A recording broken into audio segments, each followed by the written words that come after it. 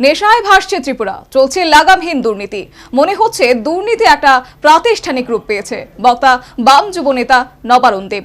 সে সাথে তার অভিযোগ, রাজ্য বাজেট অধিবেশনে কর্মসংস্থানের কোনো কথা নেই। দীর্ঘ বাম শাসনে রাজ্যে ডিওয়াইএফআই ও টিওয়াইএফ এর সাংগঠনিক শক্তি ছিল অপ্রতিদ্বন্দ্বী, কিন্তু 2018 সালে বিধানসভা নির্বাচনের পর বামেদের এই দুই যুব সংগঠনের ধার আর আগের মতো নেই বললেই চলে। শুধু বামেদের এই দুটি অঙ্গ সংগঠনই নয়, অন্যান্য অঙ্গ সংগঠনগুলির হাল হকিকত প্রায় একই রকম।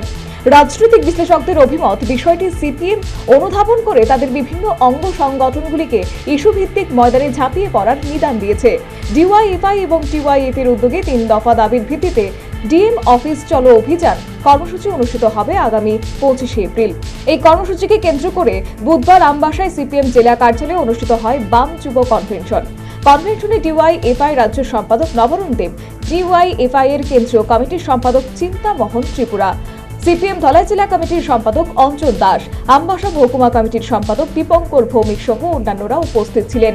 এদিন ডিওয়াইএফআই রাজ্য সম্পাদক নবারুণ দেব বলেন, কর্মসংস্থান, দুর্নীতি, সাম্রাজ্য ও জঙ্গল রাজত্বের অবসান, নেশা বাণিজ্যের বিরুদ্ধে কঠোর পদক্ষেপ গ্রহণ, এই 3টি দাবির ভিত্তিতে বাম যুব সংগঠন রাজ্যের 8টি জেলাতে ডিএম অফিস চলো অভিযান কর্মসূচি গ্রহণ করেছে।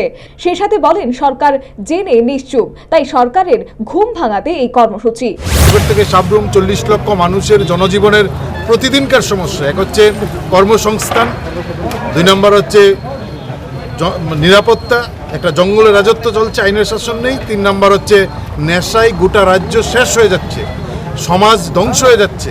এই যে ভয়াবহ সমস্যাগুলোর সম্মুখীন প্রতিদিন মানুষ হচ্ছেন, সরকার সব জেনে বুঝে নীরবে ঘুমাচ্ছেন। আমরা সরকারের ঘুম ভাঙাতে আমরা আন্দোলন কর্মসূচি গ্রহণ করেছি এবং এই 3 দফা দাবিতে 3য় দফায় আন্দোলন কর্মসূচি আমরা নিয়েছি। জেলায় জেলায় ডিএম অফিস চলো। এই বাম যুব নেতার অভিযোগ, নেশায় ভাসছে ত্রিপুরা, চলছে লাগামহীন দুর্নীতি। মনে হচ্ছে দুর্নীতি একটা প্রাতিষ্ঠানিক রূপ পেয়েছে। সেই সাথে তার অভিযোগ, রাজ্য বাজেট অধিবেশনে কর্মসংস্থানের কোনো কথা নেই। আমরা দেখছি রাজ্যে বিধানসভা অধিবেশন চলছে, কর্মসংস্থানের কোনো কথা নেই। নেশায় ত্রিপুরা রাজ্য শেষ হয়ে যাচ্ছে, কোনো কথা নেই। দুর্নীতি লাগামহীন, মনে হচ্ছে একটা প্রাতিষ্ঠানিক রূপ পেয়েছে মন্ত্রী বিধায়কদের নেতৃত্বে দুর্নীতি।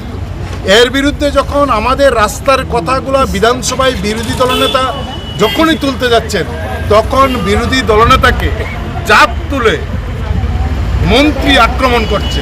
এটা একটা চূড়ান্ত নিম্নরুচির, অসাংবিধানিক, অশোভনীয় আক্রমণ বিধানসভার অভ্যন্তরে নিয়ে আসছে। শুধুমাত্র চাপ তুলে আক্রমণ না, এবং মেলার মাঠ ঢুকিয়ে দেওয়ার মতন সমাজদ্রোহীদের ভাষায় মন্ত্রী বিরোধী দলনেতাকে আক্রমণ করছে।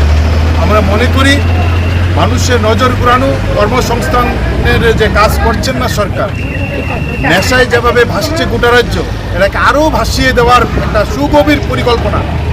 এদিন কনভেনশন শেষে যুবক যুবতীদের নিয়ে আমবাসা শহরের এক মিছিল সংঘটিত করে ডিওয়াইএফআই ও টিওয়াইএফ। বিক্ষোভ মিছিলটি আমবাসা শহরের বিভিন্ন পথ পরিক্রমা করে। Bureau report, news vanguard.